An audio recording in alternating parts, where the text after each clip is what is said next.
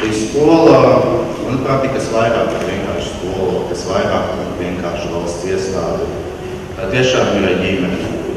Tāda vide, ko mēs visi kopā izveidojuši, ne tikai skolotāji, bet mēs visi, skolnieki, vecāki, un arī skolotāji, protams. Šī skola ir kas īpašs, pats mācīšanās process, viņš tiek padarīts nedaudz savādāk. Mēs vairs nemācāmies pēc skolotāji, mēs neejam uz skolu atskaitīties, vismaz es tādās nejūtos. Mēs mācāmies priekš sevis un priekš savas nākotnes.